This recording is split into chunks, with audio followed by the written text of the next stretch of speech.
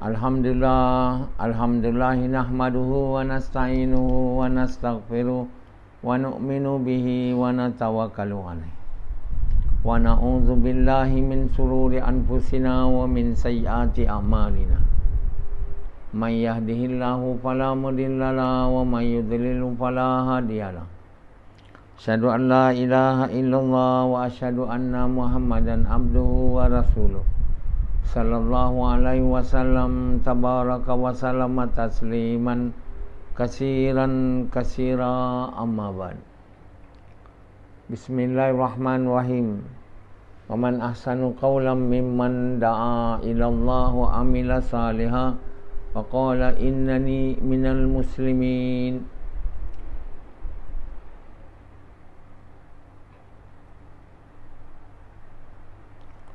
My dear brothers and respected elders and sisters, whenever we want to do any work, you see, first we must have the intention. We must make sure that the intention of doing the work is correct. Secondly, the way in doing the work must be correct. Then if it is correct, then become good deeds.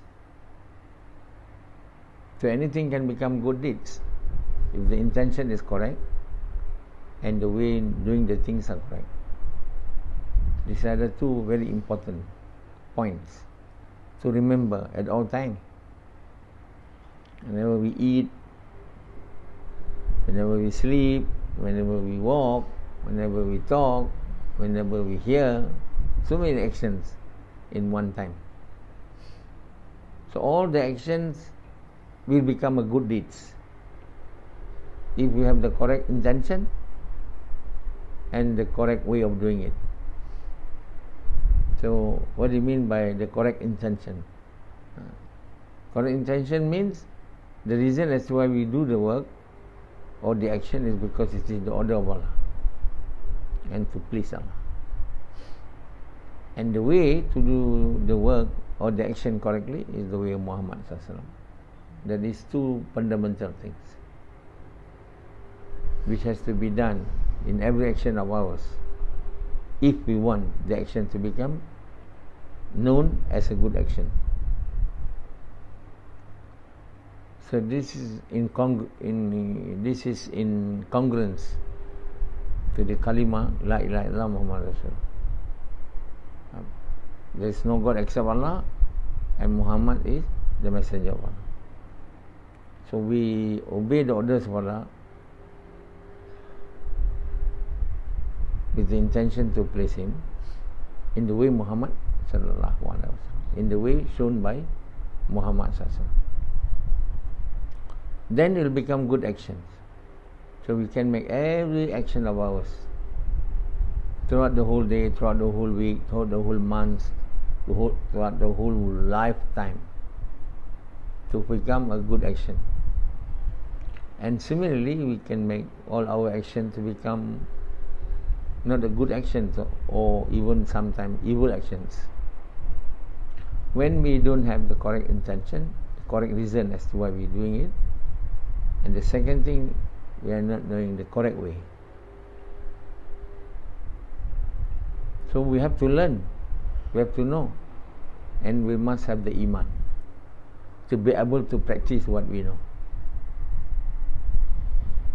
We must, in order to be able to have the correct intention, the correct reason as to why we are doing any action, because it is the order of Allah and to please Allah, we must have iman. First we know, then to be able to do it, we must have iman. And secondly, we must know the way of Muhammad sallallahu alaihi wasallam. We must learn. And to be able to practice it, we must have iman. So we must have knowledge, then we must have iman. Many people are thinking that we only need knowledge. Many so-called scholars, who start their teaching. If you want this life, if you want good in this world, you must have knowledge. you have want to have good in the hereafter, you must have knowledge. So knowledge is everything. Knowing something is everything. And when we have the knowledge, they think that we can practice it. No. We have the knowledge, but to practice it, we need iman. The belief in Allah. The belief that Muhammad is the messenger of Allah. We don't have that belief, we will not do any action, because it is the order of Allah and to please Allah, and we will never do the action the way Muhammad sallallahu, even though we know that our God is Allah. There's no God except Allah. And even though we know Muhammad is the messenger, but we will not be able to do the action with the correct belief, with the correct intention, because this is the order of Allah and to please Allah. And we will not be able to do it the way Muhammad sallallahu. As a result of that, we will never be able to have good deeds. Then when we don't have good deeds, then certainly we cannot enter paradise. You see? So it is said that we must become the true believers with the good deeds. Why it's mentioned good deeds? Because the ultimate of all actions is to have good actions. Good action is good deeds. And the foundation of all good deeds is knowledge and iman. You see, it's not only to learn how to pray, to know how to take wudu, but you must be able to do the wudu with the correct intention and the correct way. This is something that we have to think about. It's not that when we know, we are able to perform it, to practice what we know. We will not be able to practice what we know if we don't have the correct level of iman. As our level increases, as our level of iman increases, then the level of our ability to perform the good deeds increases accordingly. If you know how to pray, you need to know it only once. After you know it, you don't need to learn. But iman, you have to have an iman which continually increasing day by day. The iman of today must be higher than yesterday. Tomorrow will be higher than today. Knowledge, no need. As your iman increases, your knowledge also increases. The extent of your understanding of what you know.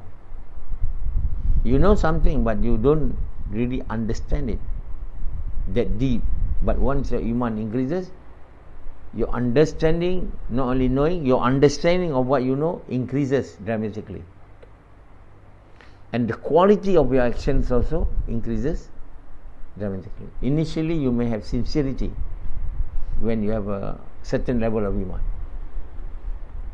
That is the beginning of having a good deeds.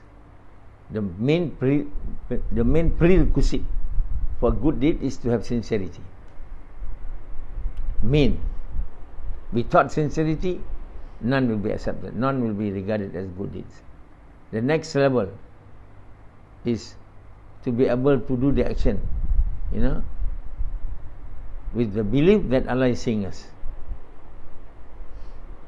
and also to have the belief in the promise of Allah, the rewards, the promise of Allah, and to do it with tawadu. These are all levels which will enhance the qualities of your good deeds.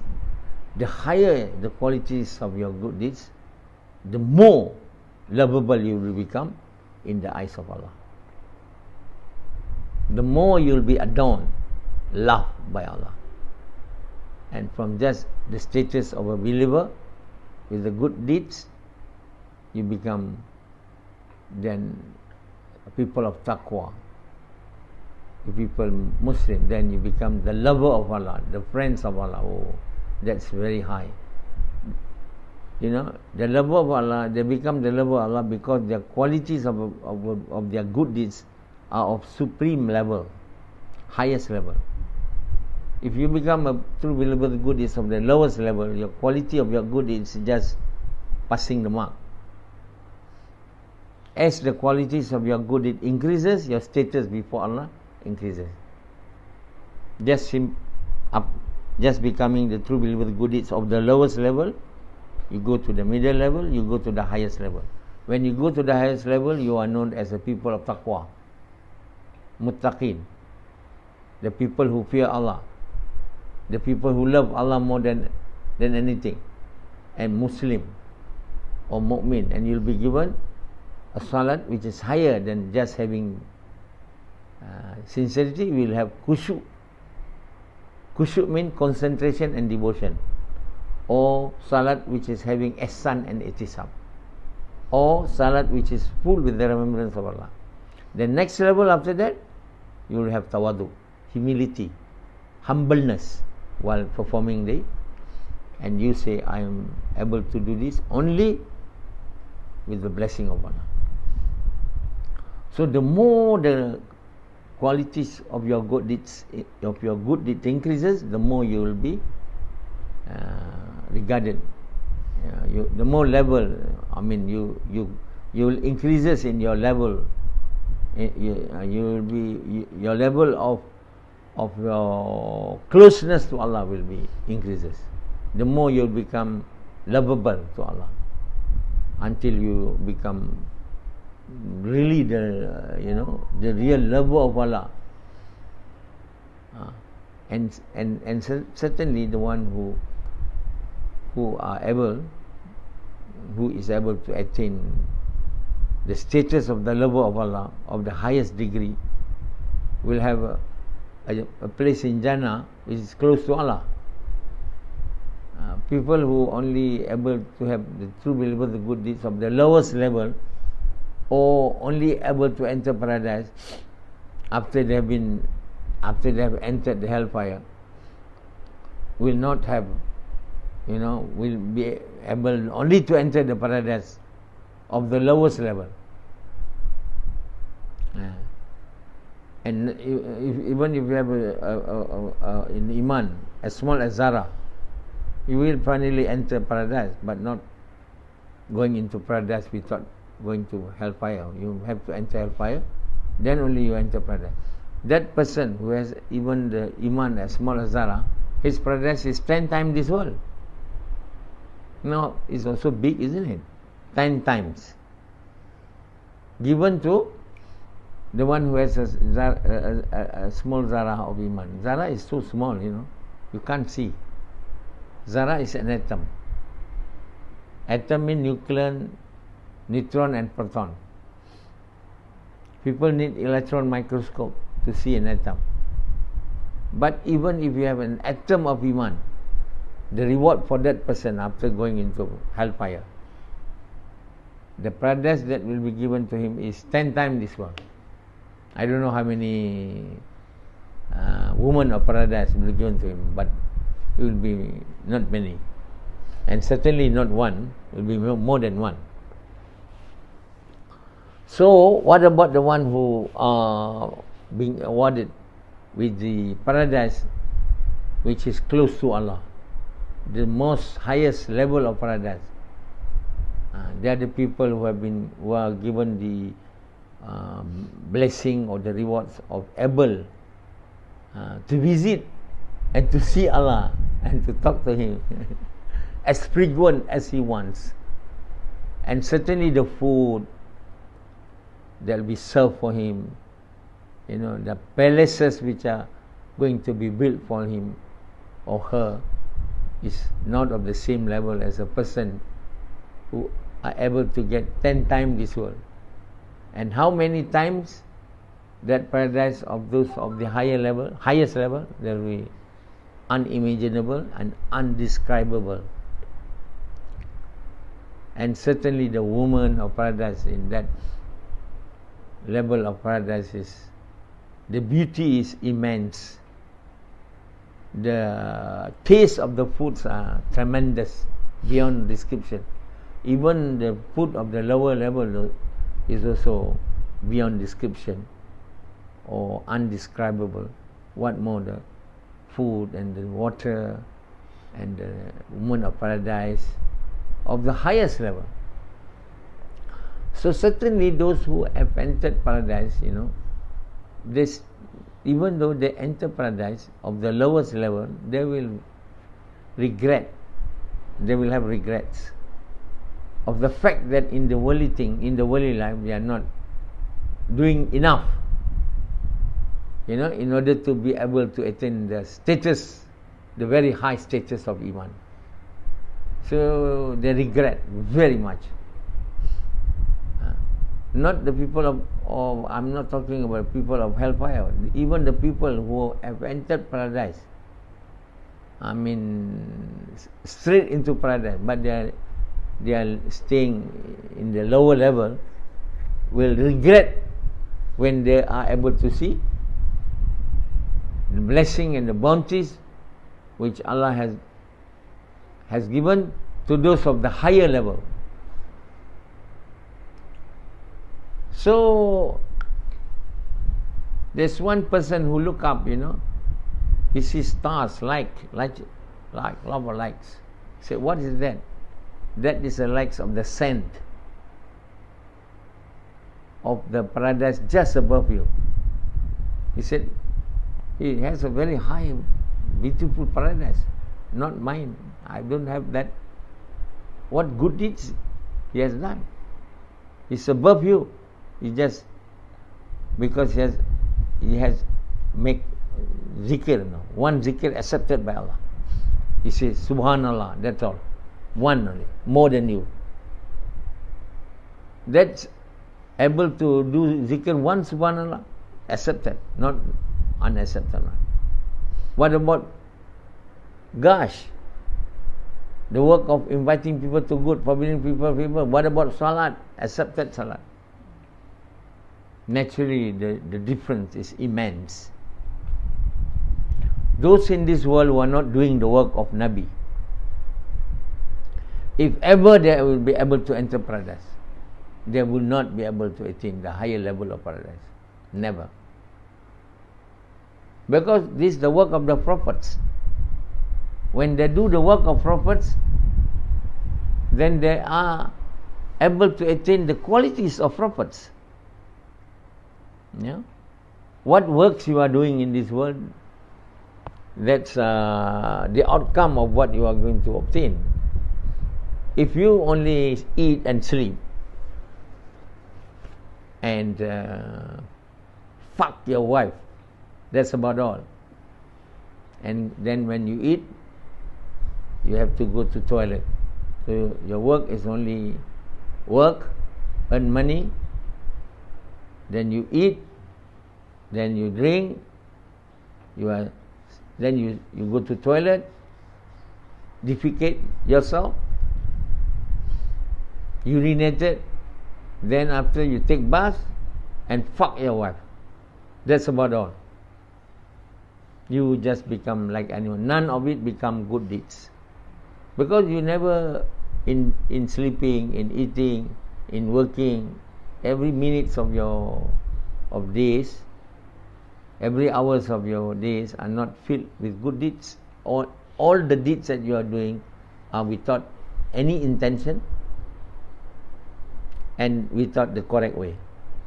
You don't have the reason as to why you are sleeping, eating. It's because it is the order of Allah and to please Allah. You don't have that. You may read the dua, Allahumma bismika amutu wa ahya, but your intention of doing it is not to please Allah. It's not because it's the order of Allah. You are sleeping not because of order of Allah. You're sleeping, you want to rest yourself, rest your body, rest your mind. I'm sleeping so that I'll be able to rest myself, to quench my thirst. That's why I drink. To fulfill my hunger. That's why I eat. To fulfill my passion, not my passion, Passion, Passion, not Patient, to fulfill my passion. I must sex, must fuck my wife. If we are doing all these things, of the action of ours in the day, eating, sleeping, resting, walking, talking, fucking, is all with the intention not to please Allah, not because it is the order of Allah, then it will not become a good deeds. Even if you pray and you go for gush, not because it is the order of Allah and to please Allah, it will not become a good deeds, my dear. And what more, you don't have the good, correct intention, you don't have the correct ways, and definitely will not be good deeds. Your salat will not become good deeds. Your gush will not become good deeds. And naturally, your eating, your sleeping, your resting, your working, worldly things will never become a good deeds. And fucking your wife also will not become a good deed. So the whole life is at loss. The whole life is at loss. That's why Allah swear with time. Wal asri, I swear with time. All men are at loss. It means all men will enter hellfire, except the true believers with the good deeds. The good deeds, you see. If you are a true believer, your deed will become good deeds. If you are not a true believer, your deeds will not become good deeds. So what is a true believer? To have the belief there is no God except Allah, and Muhammad is the messenger of Allah. To have this belief, there is no God except Allah, Muhammad is the messenger, to the level, at least to the level which Allah is pleased. You can have to the level which Allah is very pleased, to the level which Allah is very, very, very pleased, and this is a different level. At least the minimum level which Allah is pleased, then your deed will become good deeds. Probably some, but not all, because you'll be able to do salat with sincerity, but you cannot eat with sincerity. You cannot walk, talking, listening, driving with sincerity. You don't have sincerity in this, probably in all major orders of Allah. And so you will not have abundance of good deeds. Different with the people who are the true believers, good deeds of the highest level. Different from the people who are taqwa, who have the fear of Allah, Muslim, mu'min. They have abundance of good deeds. Because their good deeds is not only their gush, their jawla, their da'wah, their prayer, their fasting, but even the small deed, not small, but deeds which are not that important, but it's important, like working, worldly needs, working for worldly needs, sleeping, eating, these are all deeds also. But while he was living in the world, he was unable to make it to become good deeds because of lacks of iman, because of the lower faith towards Allah. They can only make the major order of Allah, the big one, the obligatory one, to become good deeds, but not the small, non-obligatory one. The sunnat, mu'akkad or non-mu'akkad, they cannot make it to good deeds. So as a result, they don't have abundance of good deeds, and therefore their place in paradise will be on the lower level. If they have the abundance of good deeds, they will be in the higher level, with so great blessing, incomparable, undescribable, as compared to the people of the lower level of paradise. And therefore, don't think that if you ever enter paradise, you will not regret of your negligence of trying to attain the highest level of iman. You say, oh, never mind, I'm okay. at least now I'm a true believer with good deeds of the lower level. Or you say, I'm at least a believer. Or you say, at least I'm one who have recited the great kalima. Even though I don't have good deeds, but still, I will finally, because I have recited the great kalima with sincerity, so finally, after being punished in the hellfire, I'll be able to enter paradise. It's okay. If ever you think like this, you'll regret.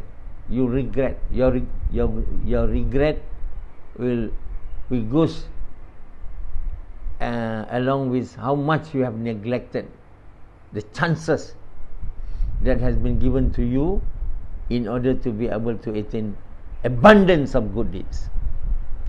You regret when the day in the worldly thing you say is okay, I'm alright. I'm at least a Muslim. I'm at least a person who have recited the great kalima. I'm okay. I'm reciting. You say I am a person who have entered Islam. It's okay. I will finally go to paradise. You regret this. You regret saying I'm now a true believer of the worst level. It's okay. I will go to paradise, even though you are scrolling while you are walking on the bridge of Sirat. But still say I'm okay. You are not okay, my dear. You regret it. Even the person who have entered Jannah, when he look up to the people just above him, he regret that person only one zikr only above him, which is accepted zikr.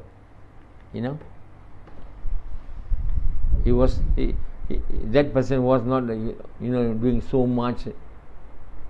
He can't even see the level of Jannah of those of the higher level. So what should be our intention while we are in this world is not just to enter paradise.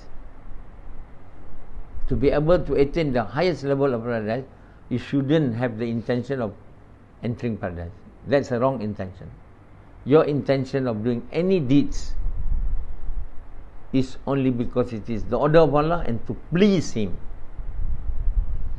And the way of doing the thing should be the way of Muhammad SAW.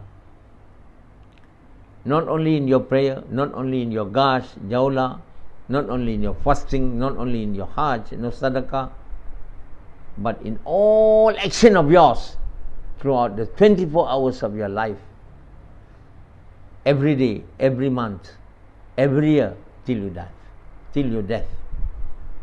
If ever we be able to do as such, then we'll have great chances of obtaining the highest level of paradise, which is the level which are at par or closer, the level which is closer, at par with the other prophets of Allah, who is also the lover of Allah.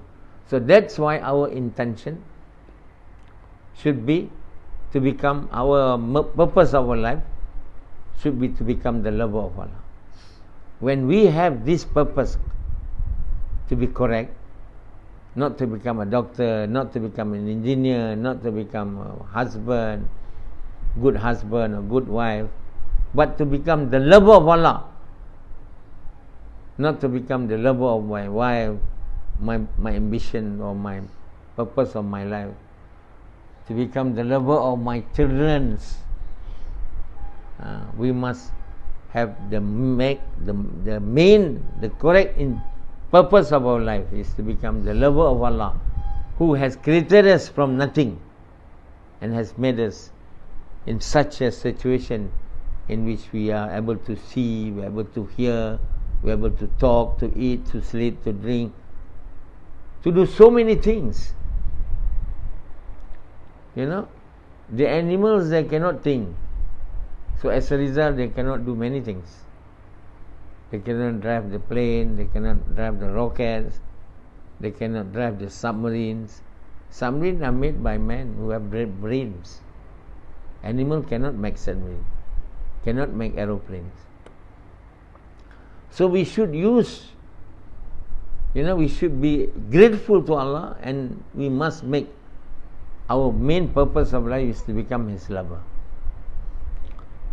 so that we may not regret, because we will be blessed to be able to dwell the upper level of paradise, which is close to Allah.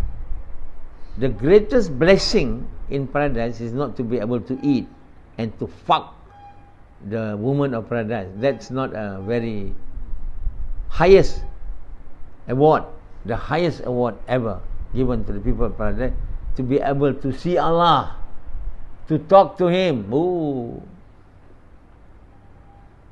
This, this blessing of able to talk to Allah, to be able, Allah to smile at you, is more than more than any blessing which Allah has given in paradise to the dwellers of paradise of other levels. So then you will be engrossed while in paradise in the companionship of Allah. You have nothing to lose, nothing to regret. If you are having a paradise just below those levels of Allah, when you know that the levels of Allah are able to mingle with Allah, see His faces, talk to Him, you surely will regret. If only I'm in this world has become the level of Allah. If only, then everyone in the paradise will regret, except the one who is so close with Allah on the day of Akhirat, able to see Him as frequent as He wants.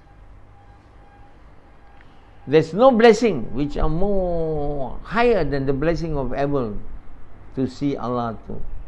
When Allah asks people of paradise from time to time, what other blessings you want? After eating food, say, oh Allah, I've nothing else to ask. All the blessing you give is so supreme. I cannot.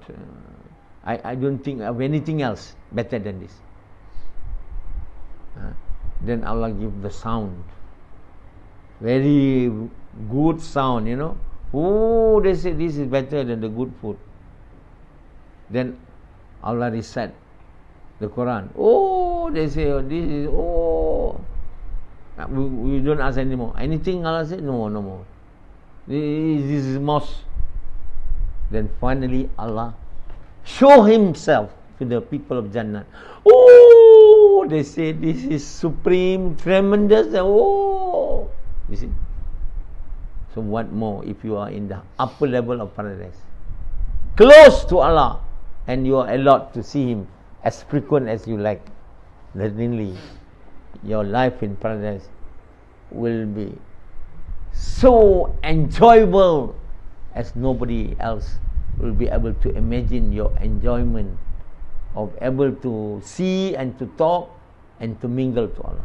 For that, in this world, you have the opportunity to become the lovers of Allah. If you have died, you will not have that opportunity any longer. The opportunities to become the lover of Allah is only in this world. It's not impossible. Some people tend to believe, the lover of Allah is only Muhammad SAW. No. I'm telling you, even I'm not the prophets of Allah. I'm a naib of the prophets of Allah. But still, I can attain the status of the lovers of Allah of the highest one, according to my work. Isn't it? Allah will not do injustices to His slave. Whoever do more good deeds, they become more lovable in the eyes of Allah. It's not that I am Muhammad SAW, I'm done such good deeds, but lower than what Nasoha have done. Then Allah says, I love Muhammad because he's Muhammad. No. Allah doesn't love people because of their names, because of their position. No. Even Muhammad is the last prophet of Allah. No? His status is the Imam of all the prophets. But that doesn't make him to be lovable in the eyes of Allah if there are other people who have more good deeds than him, no matter whether he is prophet or not. You know, Muhammad SAW did not interpret the Quran. At least I'm surpass him. I interpret the Quran. He didn't do anything other than receiving the Quran. He has the reward of practicing it, but the reward of interpreting it, he hasn't got the reward. Allah will not give him. I'm doing the work of the whole world now. He's only a small portion, but of course his mission is in the whole world. But the people are few. He was receiving everything from Allah. Wahyu. I'm not. Yet, I'm doing the work of Prophet. Yet, I'm teaching the people the way of the Prophet. And in time when the work has been buried to the bottom of the earth, nobody knows. In time when the works of prophets is unknown to the whole entire mankind, is buried completely and not be able to be seen for decade, not decade, for centuries.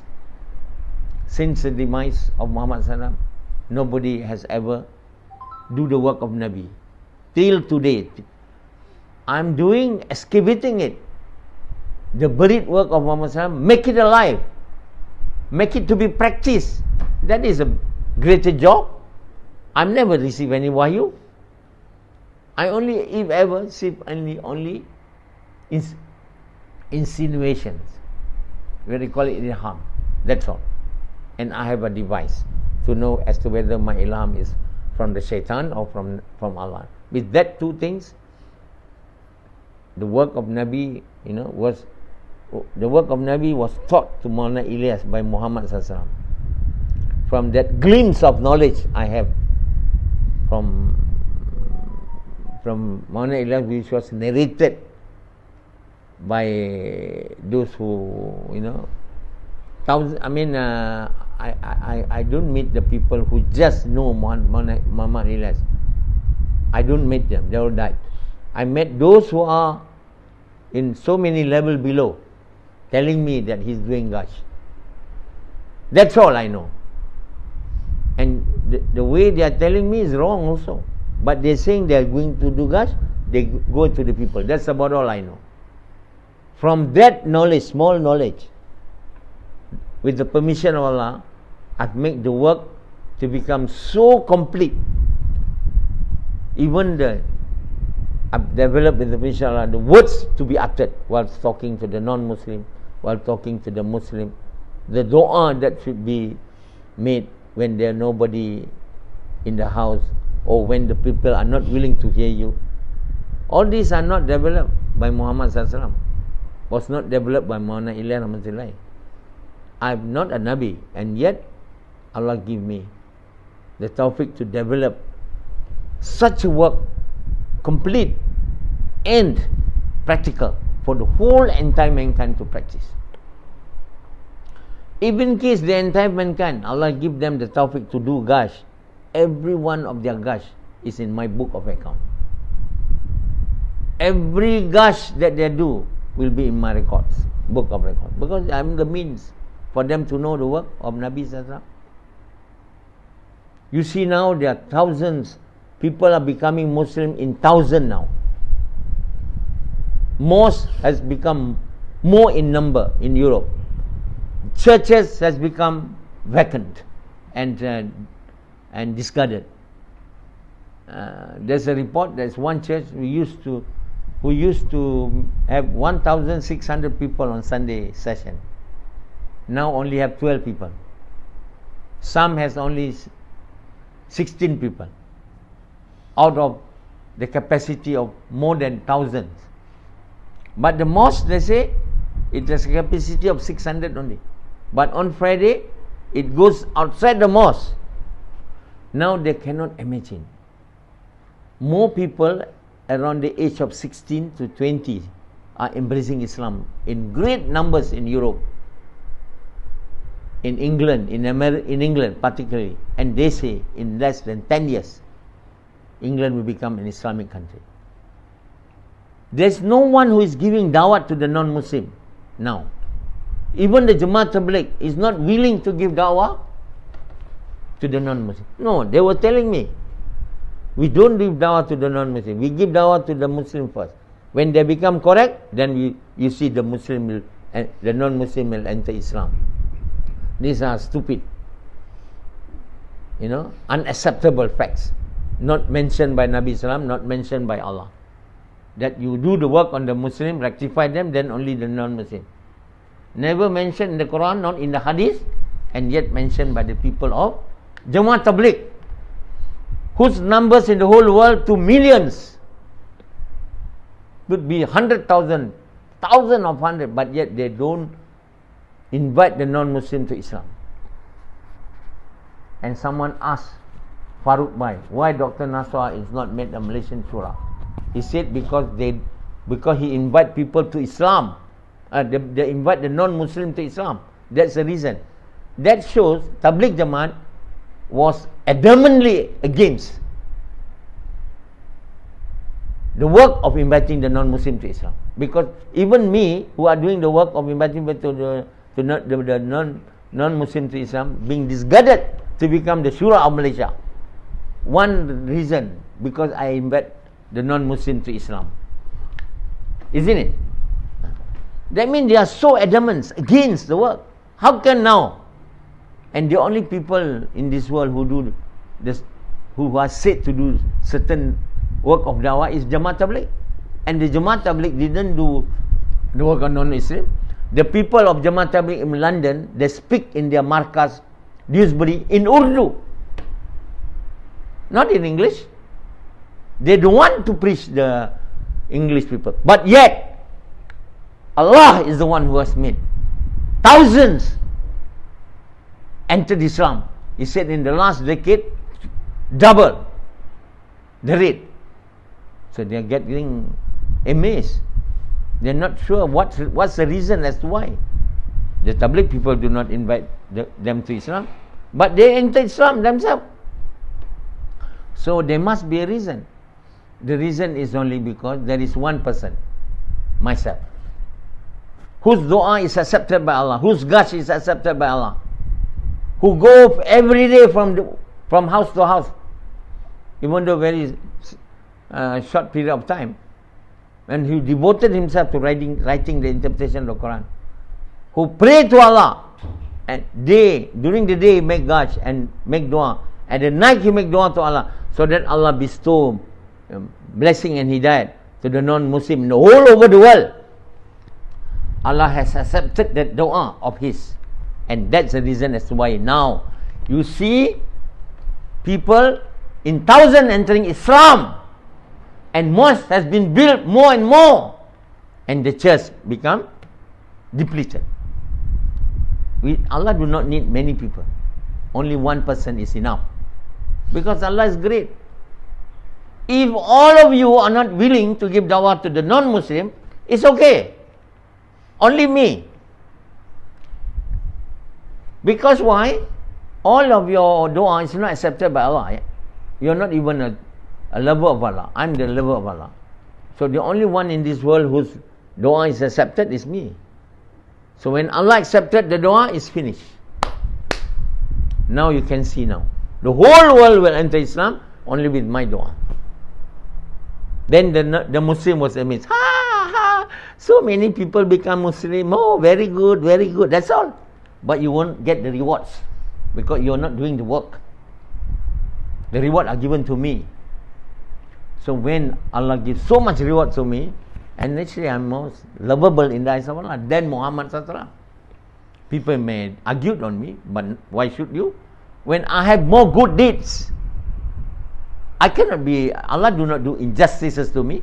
When I do more good deeds, oh, he's your prophet, he must be having, I must love him more. No, Allah will love you. Even you are not prophets of Allah, you are not the last prophet of Allah, you are only the followers of Muhammad. But if you have more good deeds than Muhammad SAW, certainly you become more lovable in the eyes of Allah than Muhammad SAW. I'm just telling you, I'm the most lovable person in the eyes of Allah. Second person is Prophet Ibrahim. The third person is Prophet Muhammad. You want to believe me or not, it's up to you. But I'm telling you the truth. If I'm lying, Allah will not be happy and will curse me for saying lies. So my dear brothers, if you become the lover of Allah, of the highest level, you'll be rewarded with Allah's companionship in paradise. And what more, a greater reward than that? There's no other rewards which are greater than the reward of having so close with Allah in paradise. Okay.